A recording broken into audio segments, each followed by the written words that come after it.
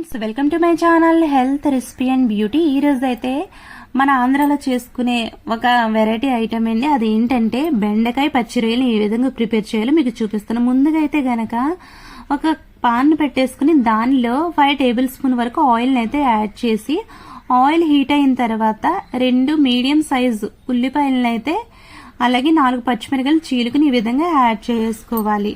వేసుకున్న తర్వాత దీంట్లోనే చిన్న టమాటాని అయితే యాడ్ చేసేసుకుని మొత్తం అంతా కలుపుకొని ఒక్క కలర్ చేంజ్ అయ్యేంత వరకు ఒక్క 10 నిమిషాలు అయితే కుక్ చేసేసుకోవాలి. కుక్ చేసుకున్న తర్వాత కలర్ చేంజ్ అయిన తర్వాత దీంట్లో ముందుగా ఉప్పు, కారం, పసుపు పట్టించి ఆయిల్లో వేపుకున్నటువంటి పచ్చి రొయ్యలను అయితే దీంట్లో యాడ్ చేసేసుకోండి. యాడ్ చేసుకున్న తర్వాత దీంట్లోనే మొత్తం అంతా ఈ ఉల్లిపాయలు, పచ్చి రొయ్యలు కలిసేలాగా ఒకసారి అయితే గరిటెతో తిప్పేసుకోవాలి.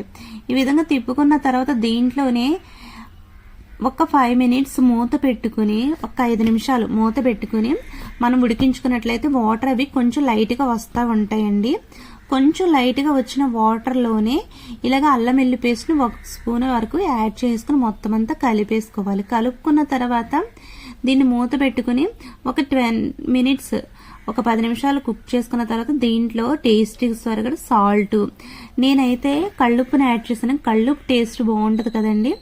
దాంట్లోనే 1/2 టేబుల్ స్పూన్ పసుపు, ఫుల్ టేబుల్ స్పూన్ కారాన్ని యాడ్ చేశాను. కారం తినేవాళ్ళు దీన్ని బట్టి అడ్జస్ట్ చేసుకుని ఇంకొంచెం యాడ్ చేసుకోండి. ఈ విధంగా మొత్తం అంతా ఈ కారం, పసుపు, ఉప్పు ఈ రొయ్యలకు పట్టేలాగా మొత్తం అంతా కలిపేసుకుని మూత పెట్టుకుని ఒక 5 నిమిషాలు అలాగా కుక్ చేసుకుని మూత తీసిన తర్వాత కడిగి కట్ చేసుకున్నటువంటి బెండకాయలను అయితే దీంట్లో యాడ్ చేసేసుకోండి.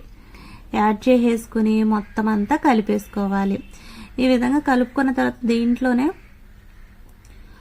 ఒక గ్లాస్ వాటర్ని అయితే యాడ్ చేసుకుని ఈ విధంగా ఒకసారి గరిటెతో అయితే ఒకసారి మళ్ళీ కలిపేసుకుని దీంట్లోనే 3 కరివేపాకు రెమ్మలను అయితే తుంచుకుని ఈ విధంగా యాడ్ చేసుకుని మూత పెట్టేసుకుని ఒక 15 మినిట్స్ తర్వాత ఈ చింతపండు గుజ్జండి. ముందుగా అయితే గనక నిమ్మకాయ సైజ్ అంతా చింతపండు అయితే యాడ్ చేసుకుని ఇలా రసం తీసేసుకుని దీంట్లో యాడ్ చేసుకుని ఒకసారి కలిపేసుకుని ఒక 20 మినిట్స్ కుక్ చేసినట్లయితే అంతేనండి, ఎంతో టేస్టీ అయినటువంటి యమ్మీ అయినటువంటి బెండకాయ పచ్చి రొయ్యలు కర్రీ రెడీ అయిపోతుందండి. ఫైనల్గా అయితే గనక ధనియాల పౌడర్ యాడ్ చేసి గర్వ్ ఆఫ్ చేసేయడమే. Thank you.